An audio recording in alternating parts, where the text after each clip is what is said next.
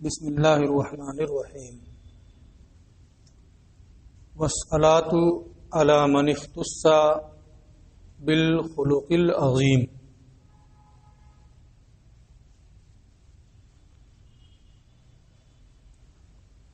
اور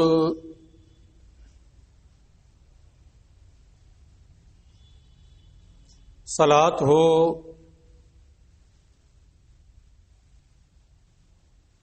ان پر، اس ذات پر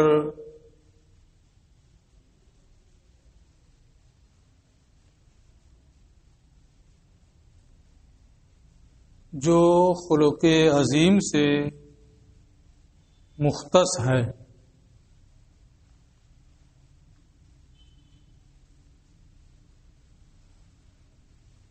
یہاں علی من اختص بالخلق العظیم میں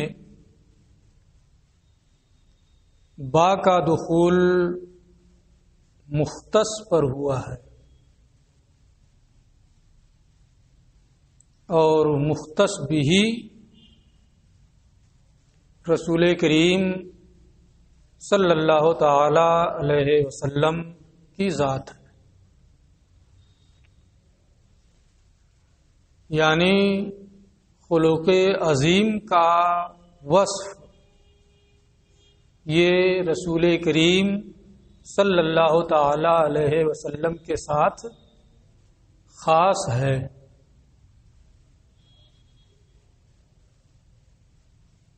آپ سے پہلے نہ کسی میں ہوا، نہ ہے اور نہ ہوگا۔ یہ نہیں ہے کہ با کا دخول مختص بھی پر ہوا۔ با کا دخول کس پہ ہے؟ مختص پہ۔ اور مختص بھی کون ہے؟ رسول کریم صلی اللہ تعالی علیہ وسلم۔ با کا دخول مختص بھی پر نہیں ہوا ہے۔ میں نے جو معنی کیا کہ وصف خلق عظیم، خلق عظیم کا وصف یہ رسول کے ساتھ خاص ہے، یہ اسی صورت میں ہوگا جب با کا دخول مختص پر ہو اور مختص بھی رسول کریم صلی اللہ علیہ وسلم کی ذات ہو۔ اگر اس کے برعکس کر دیں کہ با کا دخول مختص بھی پر ہوا ہے اور مختص رسول کریم کی ذات ہے، تو مفہوم پورے طور پر بدل جائے گا، اور معنی یہ ہو جائے گا کہ خلق عظیم کے ساتھ رسول مختص ہے۔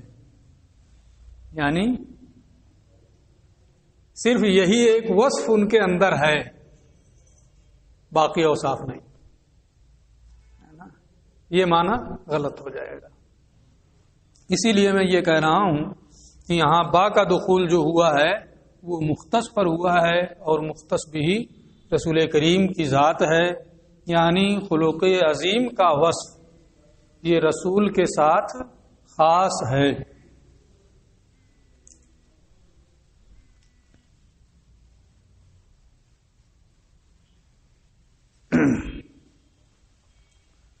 اس کے بعد یہ کہتے ہیں فَتَفْسِيرُ الصَّلَاةِ واضح۔ اس میں جو الصلاۃ کا لفظ آیا ہے اس کی وضاحت، اس کی تفسیر بالکل واضح ہے۔ یعنی اللہ کی جانب جب نسبت ہو تو فضل و احسان کے معنی میں ہوتا ہے۔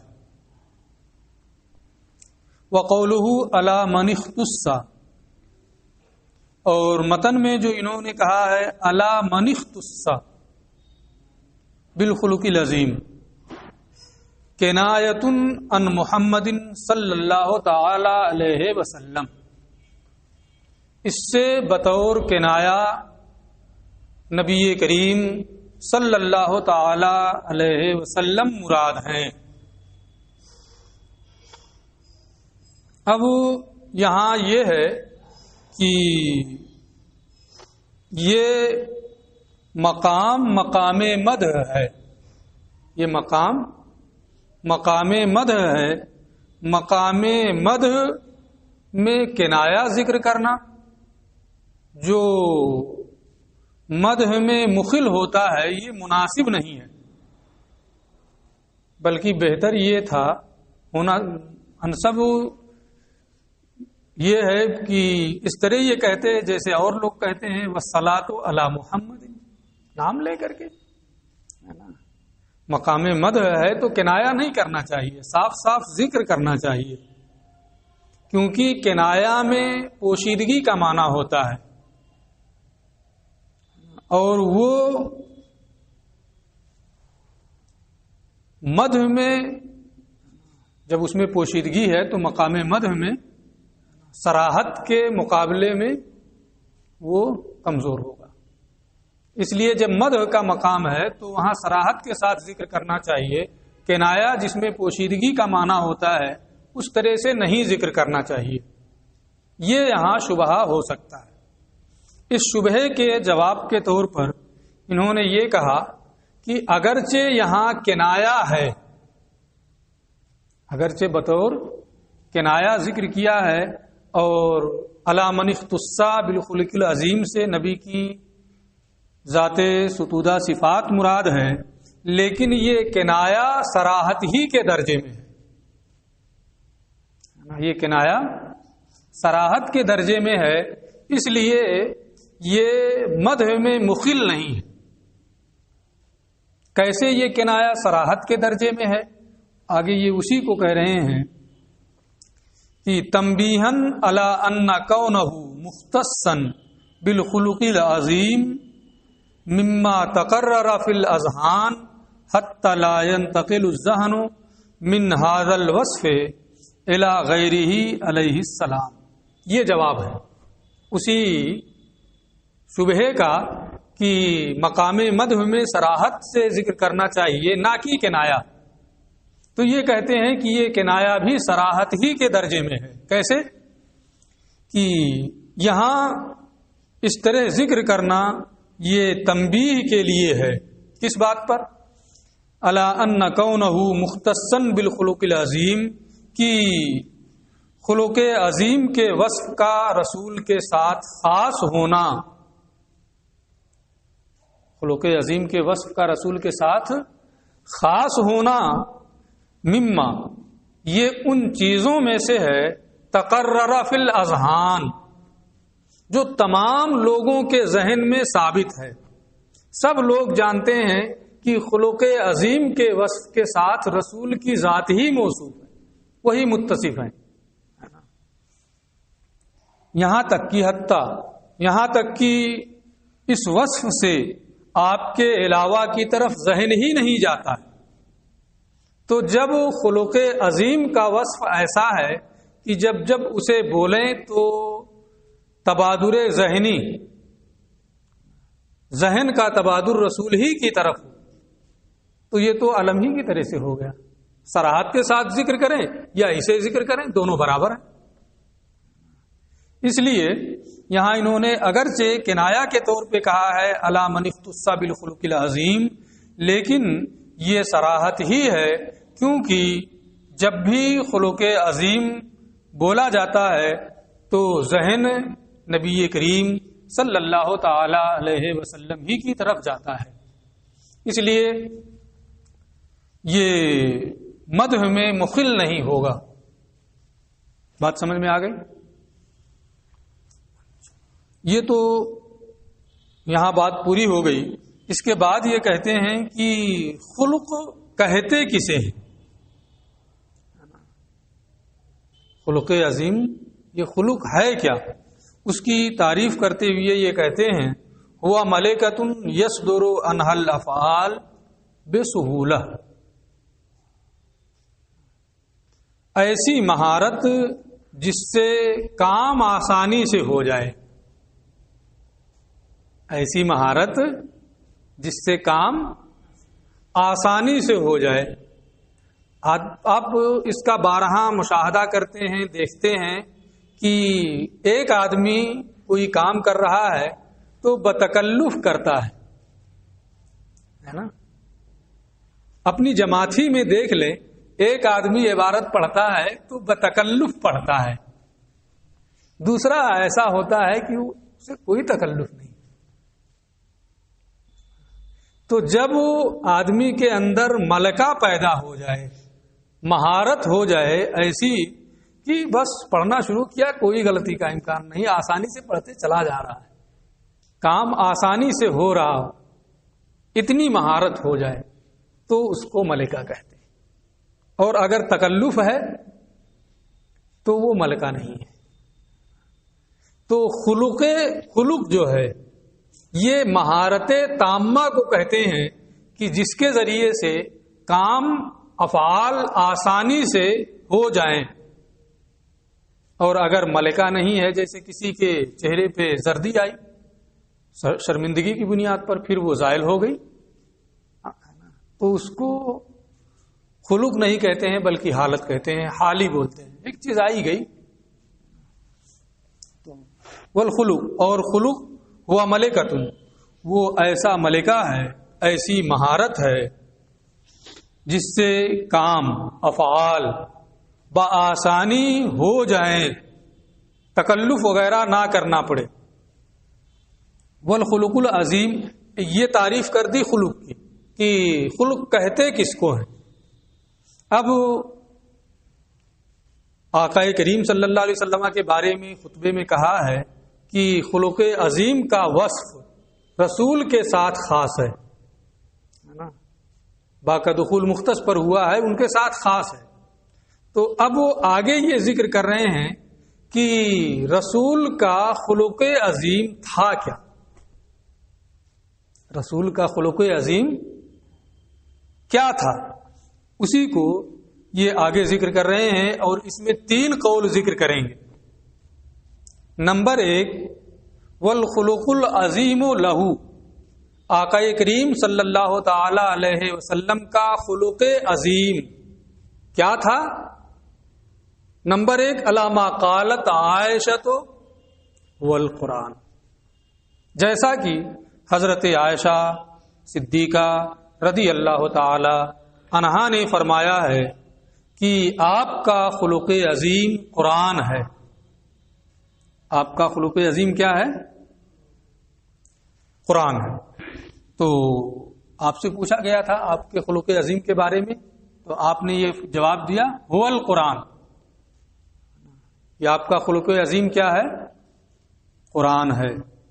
تو یہ آقا کریم کے خلق عظیم کا ایک معنی ہوا کہ آپ کا خلق عظیم کیا ہے؟ قرآن. لیکن یہاں ایک شبہہ ہو سکتا ہے،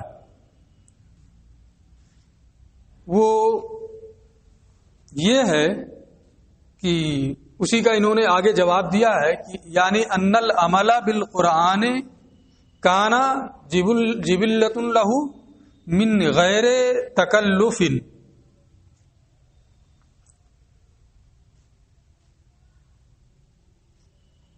کہ یہ ہوا کہ وصف خلق عظیم کا وصف رسول کا کے ساتھ خاص ہے.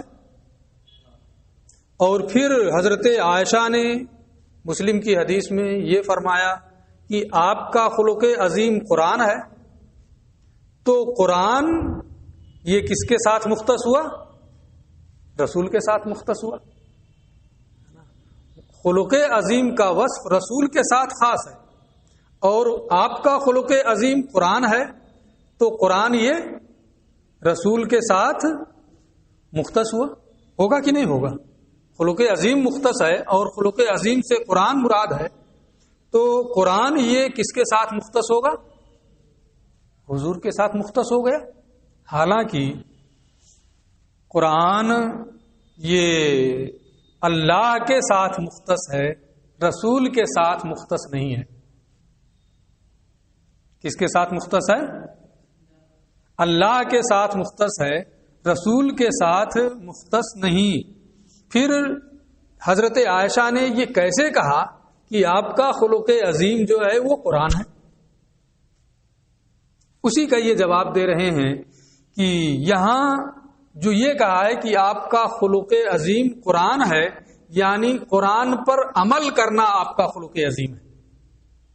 قرآن سے مراد عمل بالقرآن ہے نا، اور یہ رسول کے ساتھ خاص ہے، یعنی ان العمل بالقرآن، مراد یہ ہے کہ قرآن پر عمل کرنا، کانا جبلۃ لہ، یہ آپ کی فطرت تھی،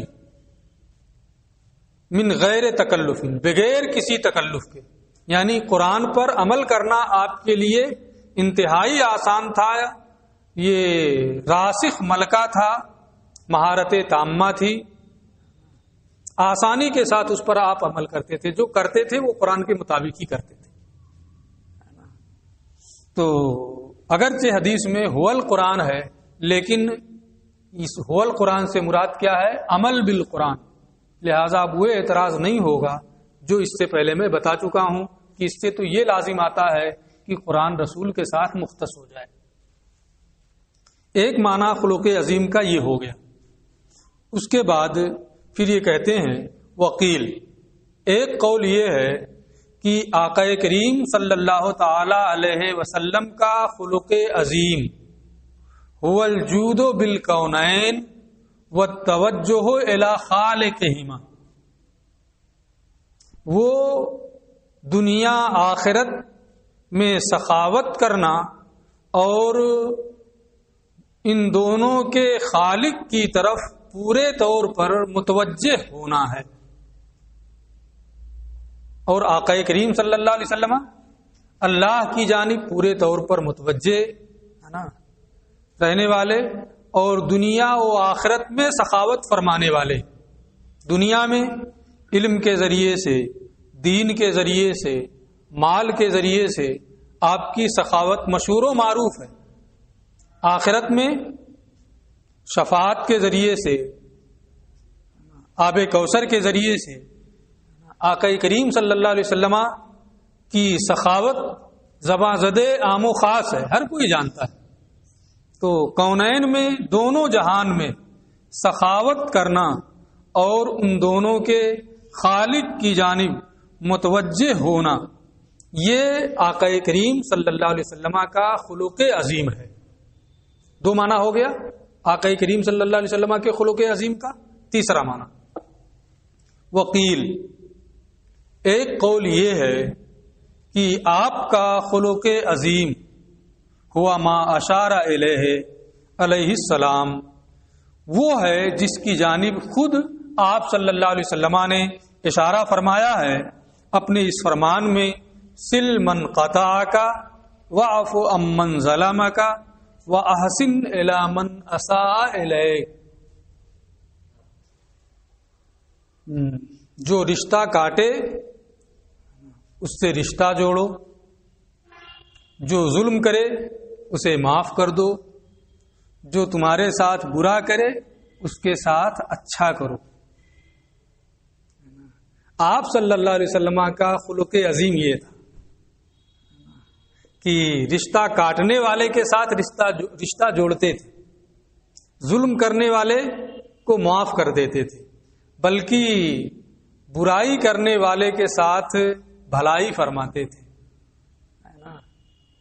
تو یہ آپ صلی اللہ تعالی علیہ وسلم کا خلق عظیم ہے نا۔ تین قول ہو گیا ہے نا۔ چوتھا قول جس کو یہ اصح کہہ رہے ہیں کہ آپ صلی اللہ علیہ وسلم کا خلق عظیم کیا ہے، والاصح، اور راجح یہ ہے، بہتر یہ ہے کہ ان الخلق العظیم هو السلوک الی ما یرغی عنہ اللہ تعالی والخلق جميعا، آپ صلی اللہ تعالی علیہ وسلم کا خلق عظیم وہ سلوک، وہ ایسے راستے پر چلنا ہے جس سے اللہ اور مخلوق سب راضی ہو جائیں، اللہ بھی راضی، ایسا کام کریں جس سے اللہ بھی راضی ہو جائے اور مخلوق بھی راضی ہو، اس کو خلق عظیم کہتے ہیں۔ وَهَذَا غَرِيبٌ جِدًّا، یہ بہت نادر ہے نا کہ اللہ کو بھی راضی کر لیں، تمام بندوں کو بھی راضی کر لیں۔ یہ 4 اقوال ہو گئے کہ آپ صلی اللہ علیہ وسلم کا خلق عظیم کیا تھا۔ اب آگے یہ کہتے ہیں وَهُوَ تَلْمِيحٌ إِلَىٰ قَوْلِهِ تَعَالَىٰ وَالصَّلَاةُ عَلَىٰ مَنِ اخْتَصَّ بِالْخُلُقِ الْعَظِيمِ۔ اس میں تلمیح ہے، تلمیح کی تعریف میں اس سے پہلے کے درس میں کر چکا ہوں، بار بار یہ لفظ آئے گا کہ اس میں تلمیح ہے اللہ عز و جل کے اس فرمان کی طرف وَإِنَّكَ لَعَلَىٰ خُلُقٍ عَظِيمٍ، آپ کے اخلاق بہت عظیم ہیں۔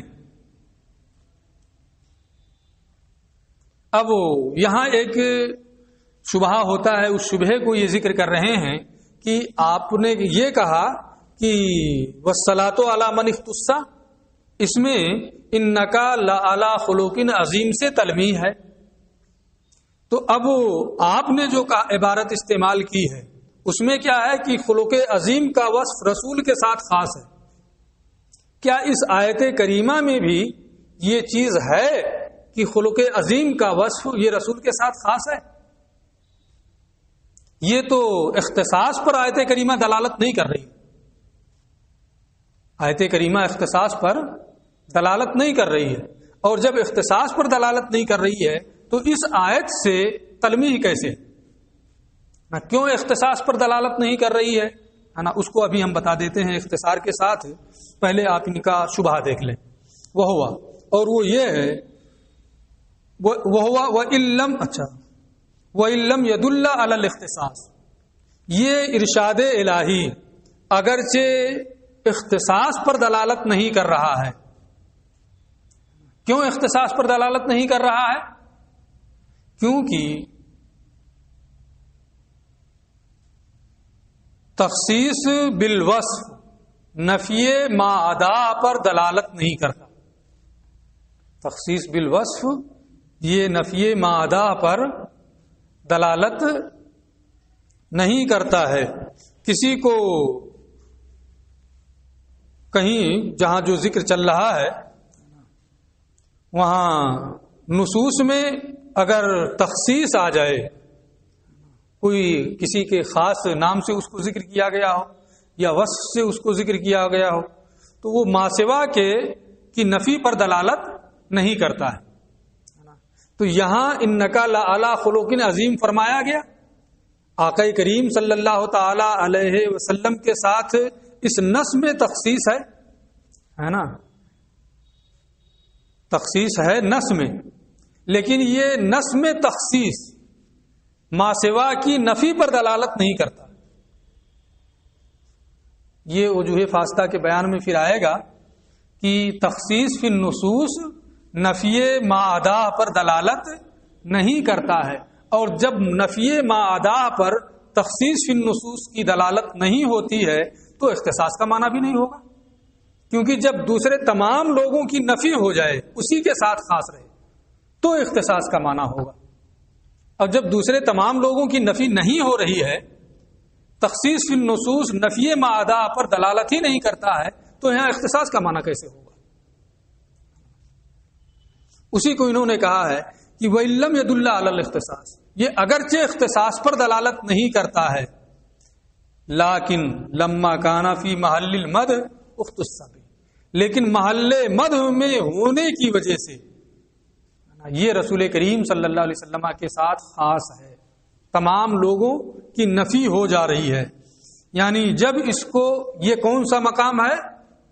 مدح کا مقام ہے، اور مقام مدح میں تخصیص یہ ما عدا کی نفی پر دلالت کرتی ہے۔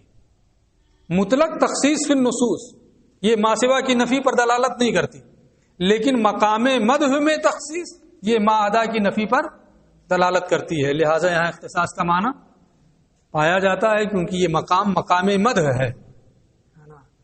اور جب یہاں اختصاص کا معنی پایا جا رہا ہے تو اس سے تلمیح کرنا والصلاۃ علی من اختص بھی کہنا یہ درست ہے، تلمیح صحیح ہے۔ وعلی آلہ الذین قاموا بنصرۃ الدین القویم، اور ان کی آل پر جو سیدھے دین کی نصرت و حمایت کے لیے کمر بستہ ہوئے۔ عطف علی قولہ، یہ معطوف ہے ماتن کے قول علی من اختص پر، یعنی والصلاۃ علی من اختص وعلی آلہ. اب یہ عطف ہو گیا کہ وہاں اس کا عطف کہاں ہے. اب آل سے مراد کیا ہے؟ آل سے مراد کیا ہے؟ تو اس سلسلے میں 3 اقوال انہوں نے ذکر کیے ہیں. نمبر 1، آل سے مراد نبی کریم صلی اللہ تعالی علیہ وسلم کے اہل بیت یعنی آپ کی ازواج مطہرات مراد ہیں. اہل بیت یعنی آپ کی ازواج مطہرات مراد ہیں. نمبر 2، آل سے آپ کی اطرت یعنی آپ کی اولاد مراد ہے. وعد او اطرتہ. نمبر 3، او کلو مومن تقی، یا ہر صاحب تقوی مومن مراد ہے. 3 قول ہے نا. آل سے یہاں یا تو مراد آپ کے اہل بیت یا آپ کی اولاد یا ہر پرہیزگار ایمان والا. یہ آخری صورت کے بارے میں ملا احمد جیون فرماتے ہیں وہ هو الانسب ہاں ہونا. کلو مومن تقی مراد ہونا ہی زیادہ مناسب ہے آل سے. کیوں؟ جب باقی تینوں چیزیں ہیں، 2 چیزیں اور بھی ہیں، تو اسی کا مراد ہونا زیادہ مناسب کیوں ہے؟ یہ کہتے ہیں لأن المصنف لم يتعرض لذکر الاصحاب فی الصلاۃ، کیونکہ مصنف نے صلاۃ میں اصحاب کا تذکرہ نہیں کیا ہے. والصلاۃ ذکر کیا، نیچے آئے وعلی آلہ الذین قاموا بنصرۃ الدین. اس کے بعد پھر بحث شروع کر دی اعلم ان اصول الشرع. اصحاب کا تذکرہ نہیں کیا ہے. تو اگر آل سے مراد اہل بیت لیں تو اصحاب خارج ہو جائیں گے. اطرت رسول مراد لیں، اولاد مراد لیں تو بھی اصحاب خارج ہو جائیں گے. اور کلو مومن تقین مراد لیں تو اصحاب بھی شامل ہو جائیں گے. اس لیے بہتر یہ ہے کہ یہاں آل سے کلو مومن تقین کا معنی مراد لیا جائے. کیونکہ مصنف نے صلاۃ میں اصحاب کا تذکرہ نہیں کیا ہے. فکان الاولی هو التعمیم، لہذا بہتر اسے عام ہی رکھنا ہے تاکہ صحابہ بھی اس میں شامل رہیں. اب اس کے بعد دین کی یہ تعریف کر رہے ہیں کہ دین کیا ہے. وعلی آلہ الذین قاموا بنصرۃ الدین، جو دین کی حمایت کے لیے کمر بستہ ہوئے. دین کی تعریف انہوں نے کی ہوا وضع الہی سائق لذوی العقول باختیارہم المحمود الی الخیر بالذات. دین وہ دستور الہی ہے، دین وہ قانون الہی ہے. ہوا وضع الہی، وہ قانون الہی ہے جو عقل والوں کو ان کے اپنے پسندیدہ اختیار کے ذریعے، اپنے پسندیدہ قدرت کے ذریعے خیر بالذات یعنی رویت باری تعالی کی طرف لے جانے والی ہے. یہ دین کی تعریف ہوئی کہ دین وہ قانون الہی جو عقل والوں کو ان کے اختیار محمود کے ذریعے، ان کے پسندیدہ اختیار کے ذریعے، ان کی پسندیدہ قدرت کے ذریعے خیر بالذات کی جانب لے جائے.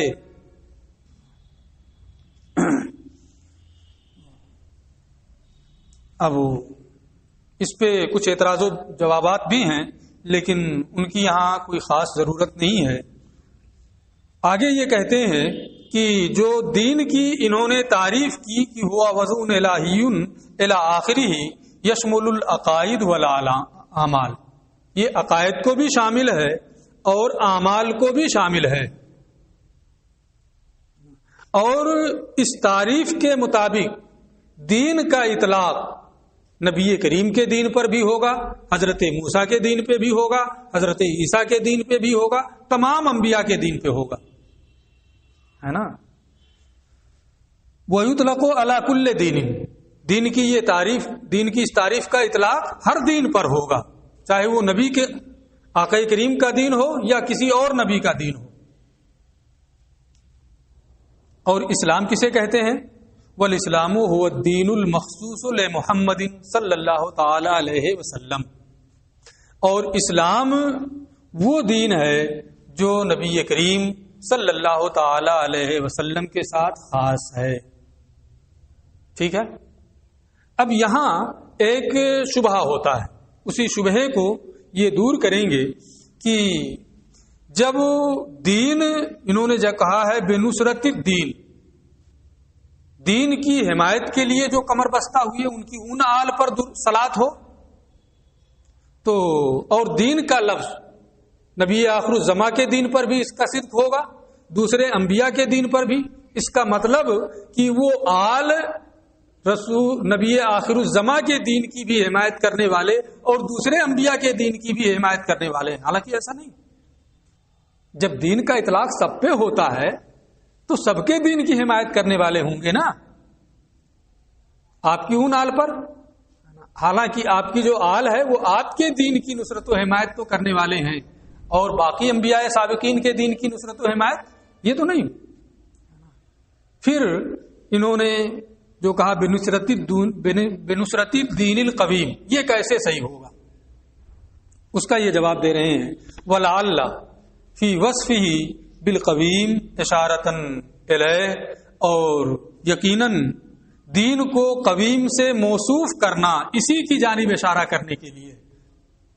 دین قویم یعنی معتدل دین کی نصرت و حمایت کرنے والے ہیں، اور معتدل دین کون ہے؟ نبی آخر الزماں کا دین ہے، جیسا کہ اس سے پہلے ہم بتا چکے ہیں. اس لیے یہاں دین اگرچہ دین کا لفظ استعمال ہوا ہے، لیکن یہ رسول کریم صلی اللہ علیہ وسلم کے دین کے ساتھ خاص ہے. ہو گیا جواب. لأن دین الاسلام، کیونکہ نبی کریم کا دین هو الموصوف بالاستقامہ، وہی اعتدال کے ساتھ موصوف ہے، وہی معتدل دین ہے. ثم علم، پھر آپ جان لیں، اس کو ہم پہلے ہی بتا چکے ہیں اس لیے صرف ترجمہ کر دینا کافی ہے. ان اصول الفقہ ہے کہ اصول فقہ لہو حد اضافی، اس کی ایک حد اضافی ہے، یعنی مضاف کی الگ تعریف کی جائے اور مضاف الیہ کی الگ تعریف کی جائے. دونوں تعریفیں میں کسی درس میں کر چکا ہوں، یعنی اصول کی الگ تعریف اور فقہ کی الگ تعریف دونوں کر چکا ہوں. وہ حد لقبی، اور ایک حد لقبی ہے، یعنی اصول فقہ کے مجموعے کی تعریف کی جائے، اسے بھی میں کر چکا ہوں. وہ غایتن، اور اس کے لیے ایک غایت بھی ہے، مقصد کیا ہے پڑھنے کا یہ بھی میں بتا چکا ہوں. وہ موضوع، اس کا موضوع کیا ہے وہ بھی میں بتا چکا ہوں. تو ملا احمد جیون فرماتے ہیں کہ اصول فقہ کے لیے ایک حد اضافی، حد لقبی، غایت اور موضوع ہے، لیکن لما لم یذکر المصنف، ماتن نے اس سے تعارض نہیں کیا، اسے ذکر نہیں کیا. طبعناہ علی غرری، اس لیے ہم نے بھی انہی کے طریقے پر اسے لپیٹ دیا، نہیں ذکر کیا، بتا دیا کہ ہے کیا ہے وہ آپ معلوم کر لیں. ماتن نے نہیں ذکر کیا ہے، اس لیے شارح نے بھی ذکر نہیں کیا، لیکن پڑھانے والے نے ذکر کر دیا ہے، آپ کو بتا دیا ہے، آپ اس کو پھر سے سن لیں اور یاد کر لیں. ولیکن لابد، ہاں ہونا، یہ کہتے ہیں لیکن یہاں اتنی بات جان لینا ضروری ہے. ولیکن لابد، ہاں ہونا، لیکن یہاں پر یہ ضروری ہے کہ یہ اتنی بات جان لی جائے، ان اصول الفقہ علم یبحث فیہ ان اثبات الادلہ للاحکام، کہ اصول فقہ ایسا علم ہے جس میں احکام کو دلائل سے ثابت کرنے سے بحث کی جاتی ہے. یعنی جس علم کے ذریعے سے فقہ تک رسائی ہوتی ہے اسے اصول فقہ کہا جاتا ہے. فموضوع علی المختار، اور علم اصول فقہ کا موضوع مذہب راجح کے مطابق ادلہ اور احکام دونوں ہیں. دونوں ہیں تو تعدد فن ہوگا نا کہ نہیں ہوگا، اس کی بھی وضاحت میں اس سے پہلے کر چکا ہوں، وہاں اس بحث کو سن لیں. هو الادلہ والاحکام جمیعہ، مذہب راجح کے مطابق اصول فقہ کا موضوع ادلہ اور احکام سب ہے.